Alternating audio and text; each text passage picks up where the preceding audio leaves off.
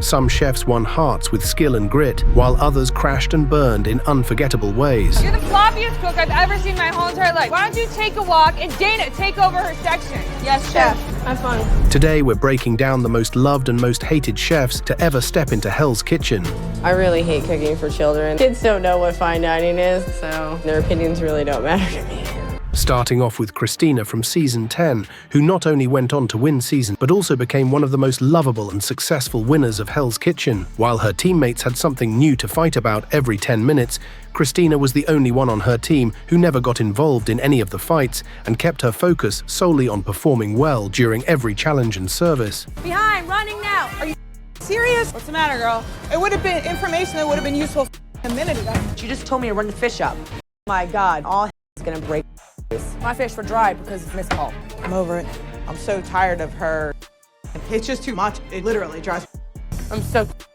I can't even listen to her. I can't listen to her. You should go up and defend yourself because your girl is throwing you under the bus right now. She's pretty much the only person on that team that isn't engaging in some stupid schoolyard fighting. Christina's legacy in Hell's Kitchen only started with her win, as she went on to return to the show as Gordon's sous chef and immediately made it clear that she wasn't going to allow any foul behavior from the contestants, like when she tore into Jackie in episode 4 for fooling around with the ingredient list. Is this you? It's disrespectful is what it is. Never again, I swear to God. Shut up. It wasn't disrespecting you. You just interrupted me. Take a seat. Just sit down. It's a professional kitchen. You would be fired if you work for... You want to have it... Oh, you don't care? No. You don't care? No. Or when she punished Kristen for forgetting the menu by writing it on the back of her uniform. Oh my God, what is happening right now? Why are you writing on my chef coat? Do not let her forget what's on that table. Yes, chef. Christina not only made her place in Hell's Kitchen as a sous chef, but went on to become the culinary director of Gordon Ramsay North America in 2020. Her feats in the culinary world prove that Gordon's instincts were spot on. He saw her potential back in Hell's Kitchen and couldn't have been more right. It's your decision. You pull that back, you start the table again, or you send that. Pull it. I'm not sending out the last table. Christina, well done. Thank you, chef. While Christina left behind an admirable legacy, the same can't be said about Season 4's Jason Underwood, whose fame revolves around the sexist remarks he would make throughout his stay in Hell's Kitchen. Hell's Kitchen would totally change my life. I'm no longer just Jason. It's Jason who won Hell's Kitchen and has a pocket full of money and has to beat women off with a stick, for God's sake. He is the embodiment of a person who has such a high opinion of themselves, but when you look at them, they're just garbage. I think Jason has got to be one of the most repulsive contestants ever on Hell's Kitchen. I'll be if I'm gonna lose to a team of girls. The only thing I'm gonna lose to a woman is like an ironing contest. Embarrassed male chefs all over the world today. Well, it's on now. There's no way I'm losing to girls again. That ain't happening. His attitude towards the female contestants still rubs fans the wrong way. Funny how he's got the mentality of a guy who thinks women are best in the kitchen or doing housework, but then gets that the girls are doing better than him. And the only time he wasn't bashing women was during the season's first service. While his whole team was getting their stations ready, Jason was out on the porch picking at his feet until Ramsay called him back in. Where's Jason? Where is he on the appetizers? Where is he? Jason! Jason! Can you get your down here, please? Yes, chef. Oh my God. Nobody's talking about how he's casually picking his toes whilst service is taking place. How was he not eliminated just for that?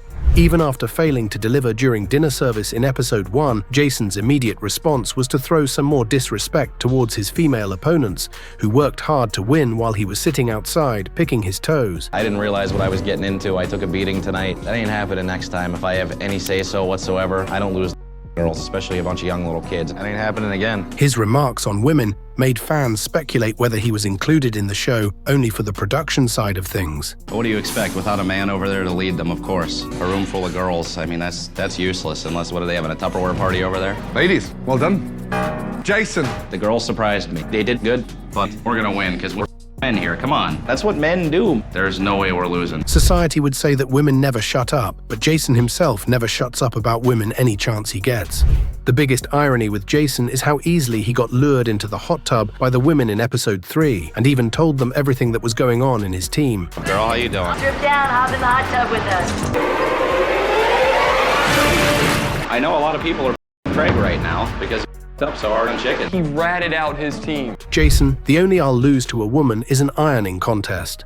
Also, Jason gets lured into the hot tub by women can't make desserts, gives up in service, and ends up as the third boot. The winner of season was also a woman. And even when he got eliminated in episode 3, he somehow found a way to blame women for that, saying that maybe if he had cried like most girls do, Ramsay might have let him stay. Jason, take off your jacket and leave Hell's Kitchen. The last girls that got put up on the block, they start crying. Well, maybe if I would have cried like some old pansy, some chick, you know, maybe I'd be back upstairs chilling right now, but I can't do that. I'm a man. I sure as hell ain't gonna cry about it. I am, however, gonna go get drunk. He couldn't back his horrible personality with his cooking because his skills in the kitchen were just as bad as his personality, and fans were quick to notice that Jason legitimately has no good qualities. I've seen bricks with more charm. I love how Jason is constantly overtly and then proceeds to lose every challenge to the women. It's so funny. Jason may have deterred fans with his rotten personality, but season 12's Rochelle brought them in with her wholesome presence. Hello, my name is Rochelle. Okay, well, first of all, what is so funny? I don't know. I think I laugh a little bit when I'm nervous. Everyone needs a Rochelle in their life. She's such a delight. Easily one of my favorite contestants of all time. Not a single thing you could hate about her. So smiley, goofy, and likable. Even when she was crying, you just wanted to hug her. Rochelle had adorable moments throughout the whole season, like during the Cook for Your Life challenge in episode 9, where she was visibly distressed about having to cook the lobster. It's gonna be hilarious. I don't know how to do this. Oh, thanks everybody. Give me the living protein that I have to. Please don't go off the table. Like, oh, and did I mention I've never cooked this before? I'm so sorry, little fella. I don't think I could work on a farm in real life. I can't this before I eat them. I think that works. I'm so sorry. But don't let her goofy personality fool you, because Rochelle was a beast in the kitchen. The blender. Who cooked that? Rochelle cooked it, chef. Absolutely delicious.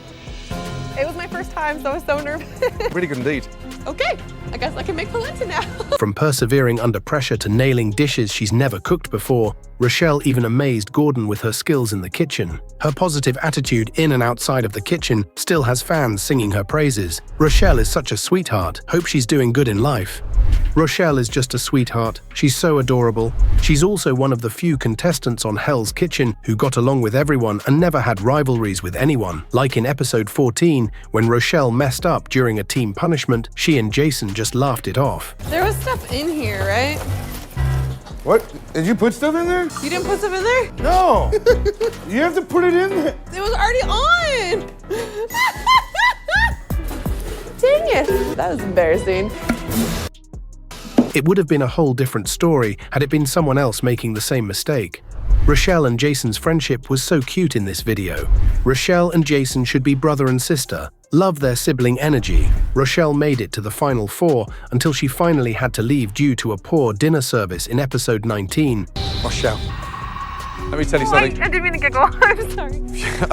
Never in the history of this competition have I seen someone that has been so energetic. You're going to have a very bright future, let me tell you. You deserve it. So much. Thank you. Of luck, you guys. Good luck, It's been Rochelle. a pleasure. Pleasure to work with you. so much. But her elimination is still regarded as the most wholesome in Hell's Kitchen history. I still stand by that Rochelle's elimination is the most wholesome moment in this entire season. Even after losing, she still walks out of Hell's Kitchen giggling and with a smile on her face. I would gladly work for Rochelle any day. She's such a delight. We need more people like her around. While Rochelle's personality drew fans in, Season 10's Tiffany's awful attitude did the exact opposite, earning her comments like, "She is one of the reasons why much of Season 10 is hard for me to watch. I had such a hard time watching her, and I've watched Season 10 a bunch of times. Her attitude is awful, her work ethic is bad, and she acts straight up trashy." A perfect example of her acting trashy is when she admitted to throwing her fellow contestant, Barbie, under the bus for preparing lesser portions of scallops for dinner service in episode 2. Are we missing pieces? No. I thought it was 5 pieces. There's supposed to be 5 per order, and I looked at the hands me 8 scallops. Here you go, Barbie. I'll just throw you under the bus, because that's where you belong. I'm missing 2. 2 scallops. What's the matter with you? Tiffany's ridiculous vendetta against Barbie doesn't just end there. Her one-sided beef with Barbie only got worse as the season progressed. Get that, you idiot! What is wrong with you? I came out here with you going like this, and Somebody needs to tell what's up. you're about to get choked out. Knock it off. Grow up. You're 33. I'm not about to get choked. You go, No, I'm not you want to get choked out? I'm You not wanna get choked out. Tiffany has some of the worst cooking moments in the season, like in episode 10, when she openly admitted her hatred for cooking for children and was fine with serving burnt pizza to them on family night. Because in her words, they don't know what fine dining is. I really hate cooking for children. Kids don't know what fine dining is, so their opinions really don't matter to me. It's burnt, look. Just cut that part off. Who gives I really don't like kids at all. And when Barbie stepped in to take control of the pizza station, Tiffany took it personally. I hate the stupid look she gives to people. I can't stand it no more. I've just had it with Barbie's attitude, like she thinks she's God or something. Get off your high horse. You're not good at cooking. Like, I hate her. I am surprised that Tiffany made it that far. A chef that doesn't care about a simple task, such as a simple pizza, speaks a lot. Their rivalry throughout the episode tanked their entire team and proved that it was a mistake to pair Barbie and Tiffany together. No, because I have time on the french fries. Can you shut up and stop yelling at me? I am sick of the yelling. You want to talk, talk. Do not yell. Oh my God, I can't. Her cooking and attitude in the kitchen was so sloppy that in episode 7, she was kicked out of the kitchen by Chef Andy, making her one of the very few contestants in the show's history to be kicked out by a sous chef. I'm sorry, what do you want me to say? Don't give me that look. Don't get an attitude with me, dude. You just I don't know, Kimmy. Tiffany, I'm sorry. no you're not. Yes, I am. No, you're not. You're the floppiest cook I've ever seen my whole entire life. Sorry. No, you're not. Okay, I'm not. You have such a attitude. Why don't you take a walk and Dana, take over her section? Yes, chef. Have fun. And when she was asked how much she cares about cooking during the elimination rounds in episode 10, her response perfectly reflected her sloppy attitude towards the whole competition. She doesn't care about technique. She doesn't care about Really? service. You gave me attitude. You were like, I'm not ready. Don't bring those up. She doesn't care, chef. Do you care? I do care. How much on a scale of 1 to 10? I care, scale of 1 to 10, like a 9. Even fans weren't happy about Patrick being eliminated instead of her. I still don't know how, like a 9, didn't get her immediately booted, drama or no drama. I still don't know how the Tiffany survived elimination when she basically admitted she didn't care. There's no reason to keep her around other than drama.